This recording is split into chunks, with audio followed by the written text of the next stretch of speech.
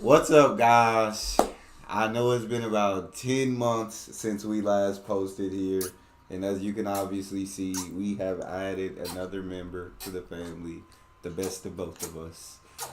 This is Josiah Avery Neal, literally the most amazing human being on planet Earth. And so we're back to kind of tell you guys our birth story, starting from the day before labor, and Kenzie's a lot better at explaining things, and she literally went through it. I was just there, so we'll let you start it off. So I guess I should start off saying we were supposed to get induced on November 7th. We were supposed to go in at on the 6th. Oh yeah. And we were supposed to get induced after midnight, so it would have been the 7th. Yeah. So he was supposed to technically be born on the 7th, but our last doctor's appointment was on Halloween. And I was 39 weeks and 1 day. Oh. And we went in to get my cervix checked, and I was only 1 centimeter dilated.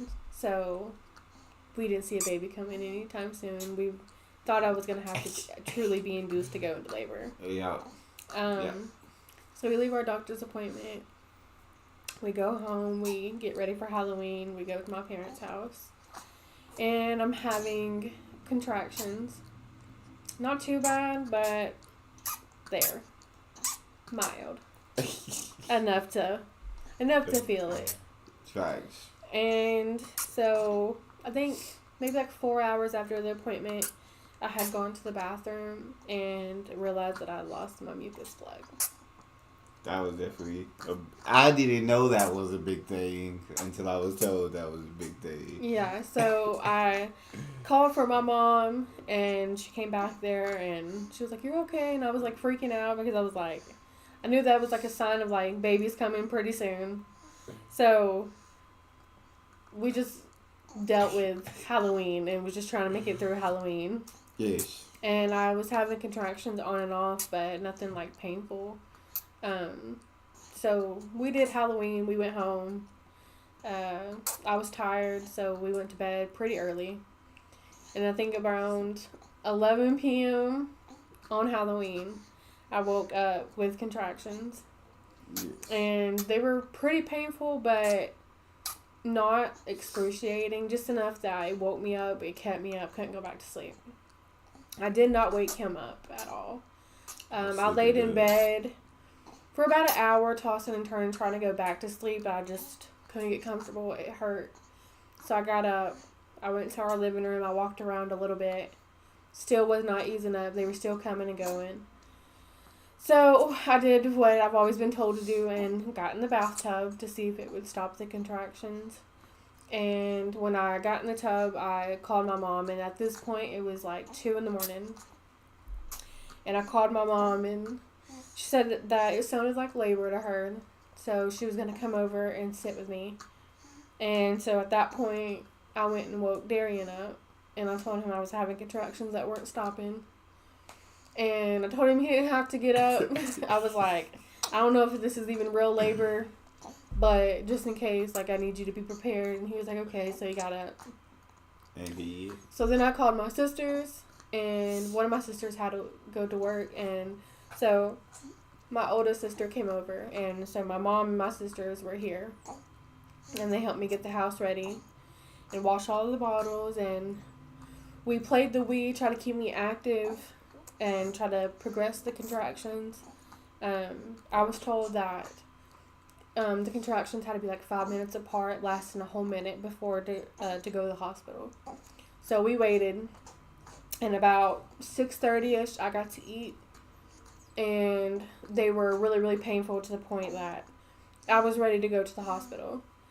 So we get there, and they checked me again, and I was dilated 1.5 centimeters, so only progressed 0.5 centimeter, Yeah. which wasn't too good. So I was convinced that they weren't going to keep me and that I was going to have to go back home and feel all of this pain. And I was it's not real labor. And I did this for nothing. But they came back in about 30-40 minutes later. No. And they were going to see if I progressed any from the time that I got there. And then they checked me, and I was dilated to a 4. Yeah. And that was enough for them to keep me. I was in active labor. Yeah. So we were all like shocked that it went that fast. I did not expect it. It's my first baby. Yeah. Most people don't. So Facts. they moved us into labor and delivery room, put me in the big room. I immediately asked for an epidural. I was in so much pain at that point. I had been laboring since 11 p.m. Yeah. And it was, at this point, it was like 10:30 in the morning. So I was in pain. And I was like getting cranky and hungry. So I got the epidural and that went great. Felt so much better. So much better. I was such a nicer person. She was calm. She was calm after that epidural. Yeah. Yeah. So it was about 10:30 when I got that. And they told me that they were going to go on their lunch break and they would be back at 12 to break my water if it hadn't broke on its own. So me and him took a little bit of a nap. Well, I took most of the nap. He was on the phone with like family members. Yep. So I took a nap, and when I got back up, we had like 20 minutes before they came in, and I ate some crackers, and they came in and broke my water, checked me again. I was at 6.5 centimeters, so progressed a little, but not a whole lot. And then they told me that since they broke my water, that I was at risk for infection, so they didn't want to check me anymore after that until it was time to push. So they didn't check me for a little bit. So my family members were coming in and taking turns coming to see me. Well, they weren't supposed to check me, and they came back in and said that the doctor requested to check me one more time. He just wanted to check me one more time. And when they came back in, I was at 9.5 centimeters. Crazy. Already. I just laid down. And they just left me like 30 minutes ago. I had just had a different nurse come in and check me, and 30 minutes later, I was already 9.5 centimeters.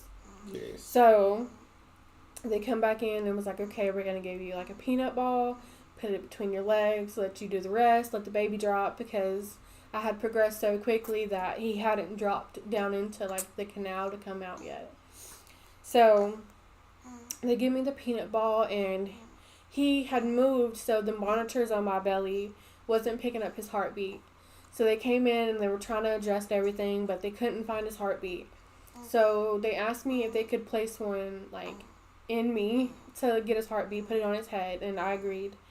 So they did that, but he was just like in distress, I guess. Mm-hmm. And so before I knew it, like I was surrounded by doctors and nurses, and everybody was like talking to me and going this and that, and they were like, we're gonna make you push, and I'm like, I'm not ready. Like I start immediately shaking, like I'm scared to death. I'm looking at my mom, I'm looking for him, but I can't see either one of them because I'm surrounded by doctors. Like he had to push his way through. Mm-hmm. And so I guess you want to tell like how you felt from that point. I feel like, that point of view, because literally, well, you were at like a 5 for like 2-3 hours. And so I was literally just about to take a nap. I was like, all right, this is going to take all night. They come back in and said 9, and I was like, it's time. And so I started getting nervous. And like she said, they couldn't find the heartbeat. And thankfully, your mom, she was right up there, and she made space for me. She was like, come on. Mm-hmm. And so she made space, so I was able to get right up there. And Kinsey nervous and shaking, and I'm sitting over there shaking like crazy, like I'm finna have a baby myself.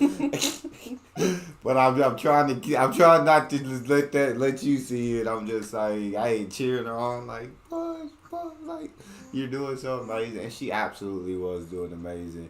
And so at that point, it was just really like a nervous, exciting feeling, because like our child was literally like, I was right like, there. he's minutes away, like he's about to be born, and life's about to change forever. So Mm-hmm. it was just a crazy scene for me. Yeah, so they tell me to start pushing. We're doing practice pushes, trying to like get him to come down a little bit more. So we're pushing, and I think I pushed maybe about like 20-25 minutes, if that. Yeah. The more I was pushing, they told me I was a great pusher, that they She could see was. his head, they could see all the hair he had. But unfortunately, they said like my pelvis was like very narrow, and he was struggling to come through like my bone. His chin was like stuck, so he was like going into distress, and they really weren't sure why. So they told me that they were gonna let me push a couple more times, and if I couldn't get his chin through, that they weren't going to risk anything because his heartbeat was already like acting up. Started dropping. So they didn't want to put either one of us at risk. So they took me in for an emergency C-section. And like anybody who knew me, like knew I did not want a C-section. Like I had done so much to prevent having a C-section. I know you can't like prevent those things. Yeah. But like we prayed so hard and, try to make sure he was head down and doing your exercises. I was doing, we were doing exercises and I was eating things and I was doing the walks and all the little things they say to help like dilate and get him down in the canal. Like I was doing all the things to like go naturally. But unfortunately it just didn't go that way.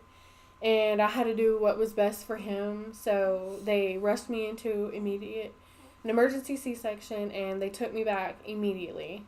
They fast. They did not lay him or my mom back there like immediately. They were rushing me back.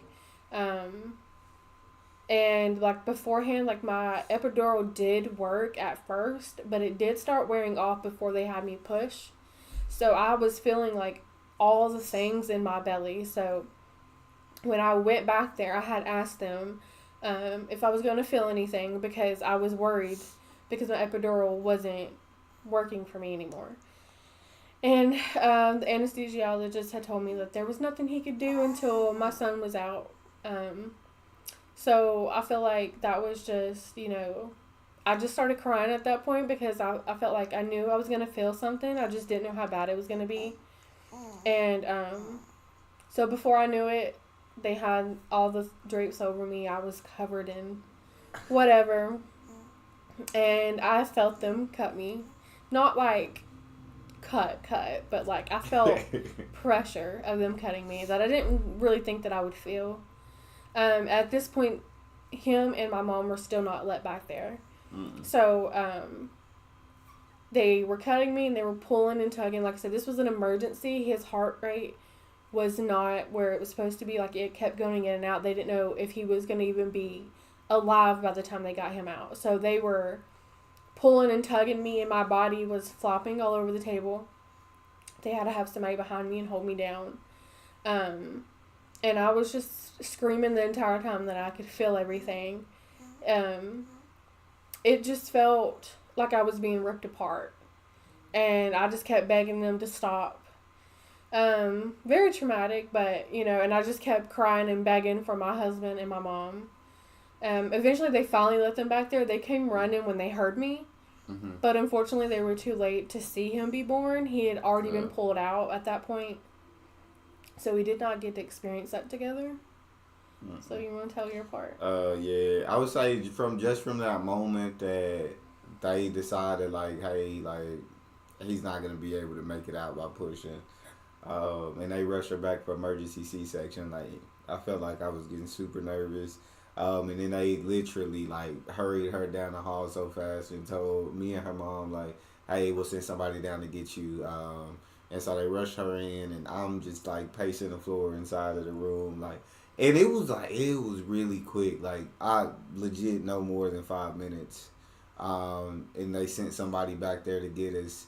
And so literally they're putting the robe or whatever it is on us, the mask over our face. And like I can hear Josiah crying, like I heard it from the hallway. And so I'm just in a sense of like amazement and everything. But then I hear Kenzie crying and like sounds like she was in such pain. And when we walked in, she was literally tears coming from her eyes, saying she was telling us like, I can feel it, please tell him to stop. And at that moment I'm scared because she prepared me for a lot of situations and circumstances of birth. I knew about planned C-sections. I knew about pushing. I knew all the things that but emergency C-section I was not prepared for. And so when she's saying she can feel it, I'm like, I thought C-section, like you weren't gonna be in this kind of pain. And so that was like shocking and really scary for me to see her. And in the middle of crying, like she's starting to doze off, and like I'm worried because I'm like, I'm like, Doc, does she need to be falling asleep? Like she fall asleep, she gonna be good. She gonna wake up. And so we're scared, and the doctor's like just reassuring that she's okay. She's okay. I promise. We're getting her medicine in. Mom's gonna be all right. So once I hear that, I feel like it starts to ease a little bit. And then so my focus kind of starts going on Josiah crying in the corner. And I just see him, and like it, love at first sight. Like when they say like it's a parent's love is like nothing else. Like that moment, I feel like changed me. It softened me a lot. It softened my heart a lot, and like he was my whole heart. So seeing him was amazing. I wish I would have got to see him born, but just getting to see him, I guess a minute or two after he was born, and getting to hold him in my arms for the first time, it was the most life changing situation ever. And there's not no words to explain how much I love that young man. But and then once Kenji started kind of calming down and passing out a little bit, I felt like everything was okay. Yeah. For me, like, they did drug me up and, like, put me out. Mm-hmm. But, like, my family, like, him and my mom were trying to show me Josiah Yeah. because I hadn't got to lay eyes on him yet.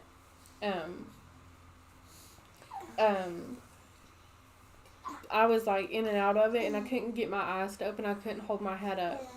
And they kept trying to tell me, like, look at your baby, look at your baby. And I feel like I was trying so hard to, like, open them because my biggest fear the entire time was, like, I'm going to die before I even get to meet him. And so, like, I was trying so hard to stay awake. But the drugs, they were just had me knocked out. So he did get to hold him before I did, which is completely fine. I didn't get to hold him until I went back into recovery. I was still pretty out of it, but they were allowing me to, like, have family come back and see me and the baby. So I let all my family hold him before I did because I physically could not hold him. Like, I was so shaky and I kept passing in and out.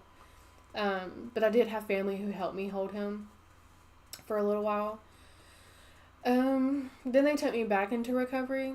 They took me back into my, like, own room, and we spent our first night together. Our family left, and it was just me, him, and Josiah. We were all alone as new parents. And everything went pretty smooth that first night. Obviously, having a C-section, I was not allowed to get up or anything. I was still pretty numb everywhere, and they just didn't let me get up. And so the next day, I was supposed to be able to get up that next morning. But while I was in labor, I got diagnosed with preeclampsia that went undiagnosed the entire time I was pregnant, even though I had all the symptoms and I had been complaining, and we had been to the emergency room time after time for high blood pressure. But when I went into labor, it, like, skyrocketed. And so, I was swelled up everywhere, and they didn't want me to walk or anything, so they had, like, these cuffs on my legs to keep the blood flowing, and they wanted me to try to wash out the protein and everything in my urine, to try to help my swelling and stuff go down before they got me up. That way I didn't kind of, like, pass out. And eventually I did get it out, and they took me over to postpartum. We did just fine. I finally got to get up and walk. It was a lot harder than I expected. It did hurt really, really bad, but, I think I recovered, honestly, pretty fast. I would think. Like, I did pretty good walking on my own and getting up and down. Like, I really wanted to take care of Josiah so bad because, like, the first night it was all him, and most of, like, the second day too, like, before they would let me walk, I didn't get to walk till, like, midday, So for like the first day and a half, it was like all on him. And I really just wanted to be hands-on with my own baby. Like, I didn't want help. I just wanted him. And then we got to go home. And I think like 5 days later, I ended up back in the emergency room, back in labor and delivery, because of my preeclampsia. My blood pressures were stroke level high. They were like 228 over 120. So I had to stay for like 2 days. They gave me blood transfusions, and they gave me a magnesium drip. I had lost over half of my blood, so I was having to deal with that. And then also, like, I missed my baby at home, but you know, I had to get this under control. And we are still on blood pressure medicine. We are still going through it, but we are better. Yeah. I say, just from my perspective, it was a little bit upsetting, like she said, because she was like undiagnosed like throughout her pregnancy with preeclampsia, but she showed all the signs. Her blood pressure was high a lot, but we kind of kept being told everything was fine and everything was okay. This is normal. And we were told to drink more water, stuff like this, but that wasn't the issue. And so when we're back in the hospital 5 days later, it's just upsetting because it was like this, I mean, really should have been handled correctly, like from the beginning. We shouldn't have to be here away from our baby. But overall, thankfully that second trip, kind of cleared everything up. Swelling basically disappeared after that trip. And Josiah was happy and healthy. I think after those first couple of days, I'll say her family was absolutely a huge help.